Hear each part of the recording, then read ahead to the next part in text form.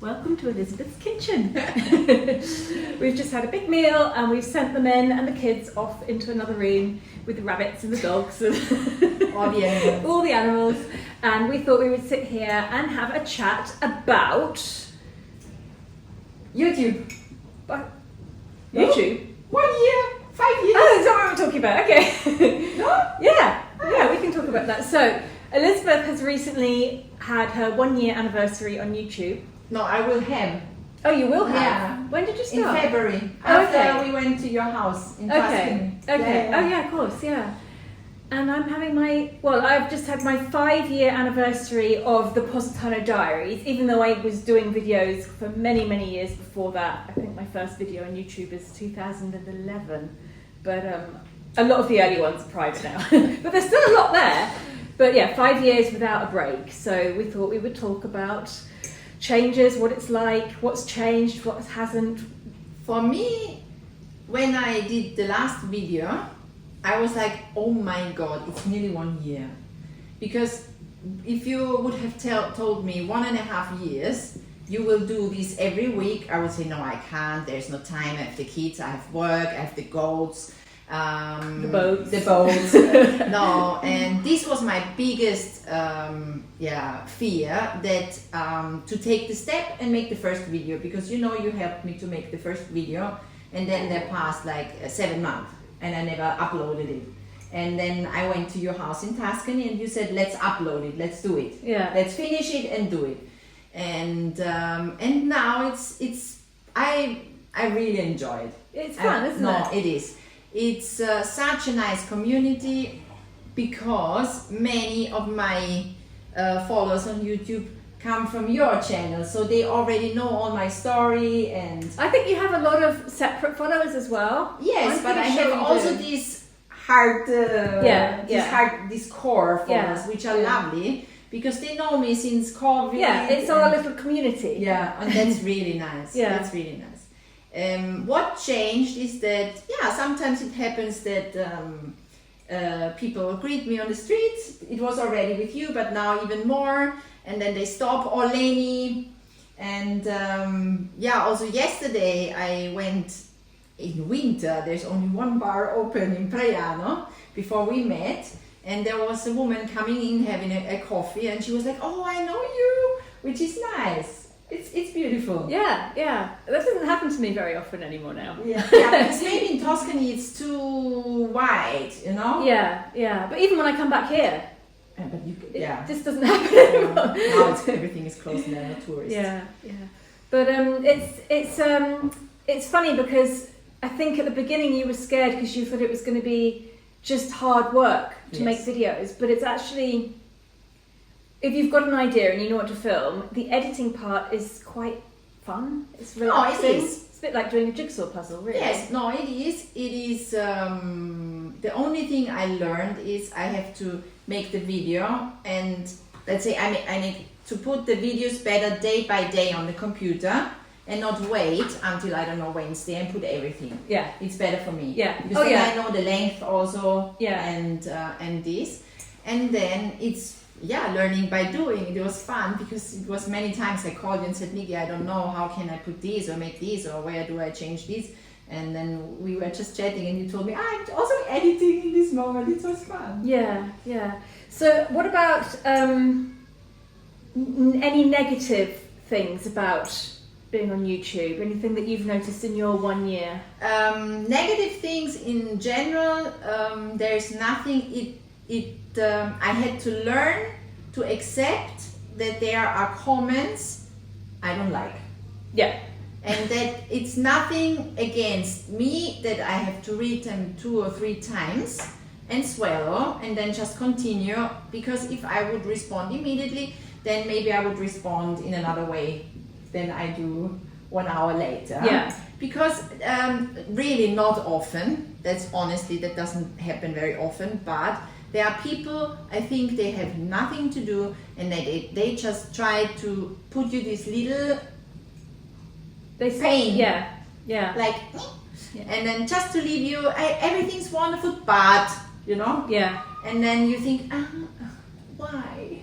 Yeah. But I think what I've noticed, just from not from being on the side of it where you're producing content, just from watching like everybody else, I've noticed that there's over the last, especially couple of years or so, there's so much more negativity than there used to be in comments on YouTube, on Instagram, everywhere. There's everywhere in the world, Nikki. There's a lot of negativity that wasn't there anymore. I can remember, well, Instagram and YouTube, I think I started using them both around about 2011, and they were both a lovely place to be, and people were so enthusiastic about other people's photos, and people were nice, and I always said Instagram's such a nice place to be. This is way back then, I used to think that Facebook was the place where people would go to argue, and people would have big arguments in Facebook, and I came off that years ago and said, oh, I'm not interested in that, because Instagram and YouTube are so much nicer. I remember this, yeah. And nowadays I'm finding that there's a lot of negativity in the comments, and a lot of, not so much in our comments, but just in general, if I'm looking at somebody else's posts and I flick through the comments, I'm like, oh God, why did I read that? It does put me off reading them sometimes, but it's a shame. It's a shame because I'd say we have like 99% great comments, you and me, and then there's that 1% that just hate us and come to let us know how much they hate us. And of course, everyone gets that, but it's. I think there's enough crap going on in the world that it's not really necessary. No, but what you said, the negativity is everywhere. I was also able, honestly, to feel this for the first time it's now 13 years we have the boat business, that after COVID, it's not the fault of COVID, there's no fault of COVID in this sense, but after I felt like the people were, instead of that they are happier and relaxed, and that we can say, okay, we did also this, we survived this part, which was really weird. I think it was a situation nobody expected, and then it just came, and then it was over, and the world started being the same like before. They are so rushed, the people, and then the people are so, also clients sometimes are very unfriendly, and then I'm like, why are you like this? There's no reason. We will resolve it if there's a problem. I didn't choose you, that the motor of the boat in this moment is not working, So they are very, I sue you, it's your fault, very pushy. People are expecting extremely high standards for everything wherever they go nowadays, which didn't used to be like that. People were a bit more, they just go with the flow, and now they expect the world on a plate, silver. But I don't know when this happened. Yeah, it's the last few years, isn't it? Definitely. It's just slowly flipped from one way to another way. Like when we were speaking about the bucket list, yesterday. When people come with the list, and then if they are not able to do everything what they have on this list, they are like, oh, I came for nothing. Yeah. Oh my God, you saw Positano, that's one of the World UNESCO Heritage, it's unique, it's beautiful. Enjoy what you have, Yeah. So basically yesterday at lunch we were talking about bucket lists, because we hear this phrase a lot. Sometimes I feel like we live in people's bucket lists, because Positano is a bucket list destination. And so we hear it so much, and it becomes strange for us after a while, realizing how many thousands and thousands of people are coming here to put ticks on their bucket list, and we wonder whether they really are enjoying those experiences and living them and really enjoying the place that they're in, or if they're just here to get a tick done and get an Instagram photo done, because the bucket list is quite narrow. There's always the same things crop up. There's the photo down my street here from the place in front of Profumi Positano with the typical, Marine Canto photo. The photo from the Sponda. There's always people there taking photos. Yeah. Pathway of the Gods. Aperitivo at Franco's bar, where they queue from 3 o'clock in the afternoon on to get at 5 o'clock so bizarre. a spot. So bizarre. Under 40 degrees, Yeah. standing there. Then also the restaurants, there's so many lovely restaurants in Positano where you don't need a booking, you don't need the perfect table, But people don't want to know. I know. They have to go where the bucket list places are, and I've tried so many times to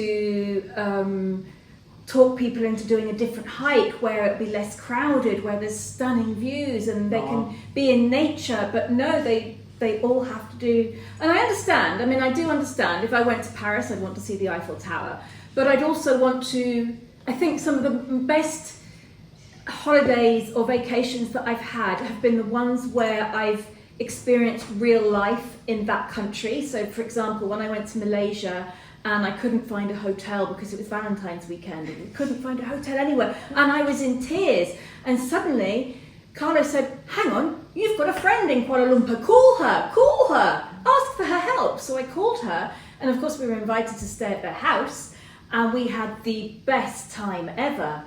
Their father gave us this incredible meals with all the local food that we would never have tried because we didn't know this food, so we wouldn't have ordered it. So we just tried all this incredible food, and he gave us a driver who took us round, and he chose what to show us. So we went into the rainforest outside the city, and he took us to the War Memorial and played hide and seek with Sky, who was 5 at the time, and we had a brilliant time.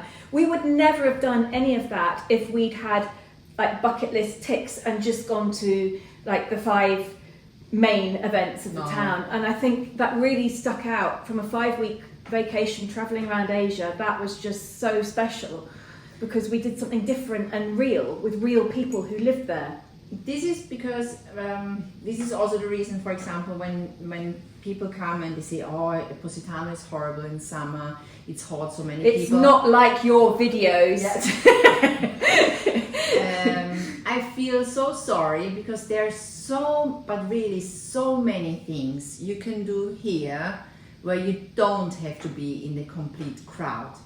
So there's so many ways to walk in Positano or walk through Positano where you don't have to stay and queue. And there are many restaurants where we also would go for dinner or lunch. Yeah. I think a lot of people, especially people who arrive by sea, they're not used to walking as much as we are. Yeah, and I know I've spoken to many people who've started walking up and have never got to the road where the cars are because for them it's a long way and it's difficult and they get tired and it's hot, so they never get away from that beach area. But if you stay only on the beach, Nikki, you don't experience nothing. I know, and that's the shame because then those are the people that then go back and give Positano a bad reputation because that's what they've experienced, so that's what it's like for them, and they go and write a guide about it.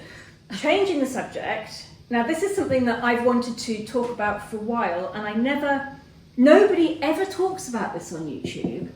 I want you to tell me 3 YouTube channels that you watch.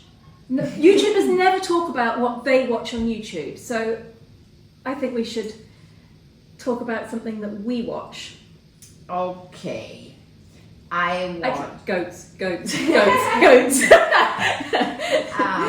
I watch A Farm in Canada, and then I watch. Is that what it's called? I have to check. I would say, okay. yeah. And then I watch Sarah and Hooker. Okay. Yeah. And your video, No, I don't count. That doesn't count. No, but I know many times already. And then, what else? Mother of the Mountain Farm? Yeah. Yeah, these ones from Australia. Yeah. And they are unbelievable. Yeah. These 2 girls are one of my biggest inspiration to start this channel. Because, and you know what? When I watch their video, and this is what I want the people who watch my video feel happy, just happiness, just to feel the little smile, the moment where you think, oh, that's nice, the little things, not because often we think that I don't know, many times I'm thinking, what can I show this week? No, what did I do? And then I'm like, Leni, what? And then she said, Mom, but we did this and this and this, and that was lovely, and that was lovely. And then I said, you're right, you know, because often the simplest things are the nicest things, like a lunch together, where you really enjoy, and you show, when we go to your house in summer, and you show how is the table. So people see really, it's like they open the door and can see. Yeah. And that's the nice Those are my favourite types of videos, is escaping into somebody else's life where they're just doing normal stuff. I'm not into all the travel ones where they're flying around different places and stuff. I just like people doing stuff at home, where they live. For example, Fern in Cannes, a good friend of mine. I've been glued to her videos lately because they bought this apartment in the centre of Cannes, and it was owned by this crazy man who was full of stuff, and he wouldn't leave. And they had to work around this man, and he wouldn't leave. He was literally in the apartment, and they couldn't get him out, and they were trying to clear all of his stuff, and he had like 27 old TVs, and he wouldn't throw any of them away. And it was incredible, and I've just been fascinated watching it. They finally got him out, and they're sorting this. The house is coming together now, but I've been glued to that. I've been really fascinated by it. And that's just in the south of France. It's not far from here. It's not like Lizzie Kui in China, where it's a completely different lifestyle. But it's somebody else's life, and you can escape into it for 20 minutes or half an hour, and I love that. I'm trying to think who else I watch now, and I've gone completely blank. I can't. In general, when I'm cruising around surfing around on YouTube, I watch a lot of animal rescue videos. Because this is, you know, that this is my dream, to do something like this in Braiano. Step by step we are getting there. We are building a new house for all the goats who maybe want to join our goat family. And I like to watch something like this, or then many things about creativity with kids. For the kids, because we are still in the what can we do today, Mom, now age. I'm bored. Come on. I've just had to get my phone because I've gone completely blank and I can't remember what I watch on YouTube at all. So I've just gone into my subscriptions to see what I watch. Obviously I watch Sarah and Luca, and I watch all of my friends and Julie and people like that. I like to watch people going into abandoned buildings. So Bros of Decay, they're ones that I like. I think there's maybe 2 or 3 of them, and they find these old abandoned chateaus or abandoned villas, and they go off exploring them. I love all that. Oh, Desert Drifter, that's what I like watching. So I watch Desert Drifter. He's a guy, and he goes off into like the Grand Canyon and all these canyons, and he goes exploring, and he finds all these American Indian ruins and old buildings and stuff where they used to live, and bits of broken pottery and stuff, and he goes off for days like walking around, and I find that fascinating. Completely different from what I do, but it's just like relief. It's just a break from normal life. I don't often have time to watch other people, but when I do, like if I'm doing my hair, I'll put a video on and I'll sit there and watch it. Now in winter we watch sometimes with Leni, as she's really getting really better in English also. But in general, we don't watch TV. Because I don't have. We have a TV, but only for Pepe to watch his soccer games. But neither Leni nor Rosie are interested. We play a lot now in free time, like board games. They're in this age, you know, they like to do things, and then that's more or less the time, and then we are always doing some little projects, like we did the Christmas presents, and now I need to redecorate the house entrance because it's still Christmas here.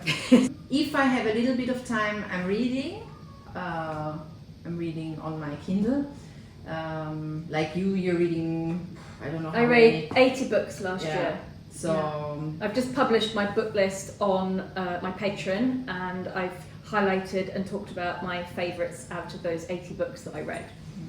I started reading a lot in the last year because that's the possibility for me to find help, to guide Leni through internet, social media, digital world, all these, because she's 11 now, and that's a big issue with all her friends and everybody, and around the world I don't even want to stop it.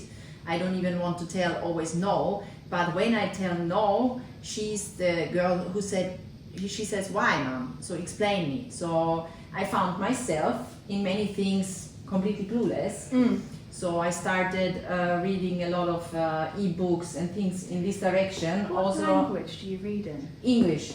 Okay. Because There's these more. I found the best things. One German, but the two ones I'm reading now about artificial intelligence and kids, and the pros and cons, and digital guidance through the social media, both are in English. Okay. It's frightening because it is a big issue. It is. And I find myself often that I'm thinking, oh my God, how much nicer was my childhood. I'm so glad we grew up without all of this. Yes, but So it's not even nice to tell her all the time Yeah. it was much better when I was a child. No, Because no. you know what I mean? Yeah. Because they know only this one now. Yeah. And so I'm trying to combine and mix a little bit of what we did. Like yesterday, we went to La Playa. You saw Rosie, she could have done hours at the beach just to collect her beloved bones and stones. And, and then she still knows how to use an iPad. Yeah. It doesn't mean you completely have to exclude something. Yeah. Yeah. It's just difficult to find the balance. Yeah, it is very hard. I mean, Sky grew up sort of like on the cusp of it, and it wasn't so bad. But they did I remember they wanted phones very early, and she had to wait quite a while, and she was, all my friends have got phones, and she eventually got one, and that was it, we lost her. Yeah, I still have some years, hopefully, fingers crossed, she's 11, so I hope that I can, I know. But I want her, Nikki, I think that's my biggest wish. I want her to be confident enough to understand the influence and to be able with her brain to choose carefully. So to know what to use and what not, and to understand the influence, what she loses if she lets all this takes her over, Yeah. Because Leni is still very in flute and drawing, painting, all the things, dancing. She goes 4 times a week to dance. So if she can understand, that both is possible, then I did my job, then it's fine. That it's really nice to start with one idea, chatting like with you now, and then just going off on to all sorts of other things. Yes. Yeah. So we hope that you really enjoy our brain bubbles. And Yeah, if you've got any conversation starters that you'd like us to talk about, do let us know, because we are more than happy to sit down and have a chat together. And if there's a bar open at any point in the morning, we'll go and have a second breakfast at the bar, take you with us and have a chat there as well. Yes, we promise. Yeah. Thank you for watching. We'll see you all on Saturday on Elisabeth's channel, Goat Morning Amalfi Coast, and on Sunday on my channel. What was my channel called? Nikki Boston's channel. Bye! Ciao! I love you.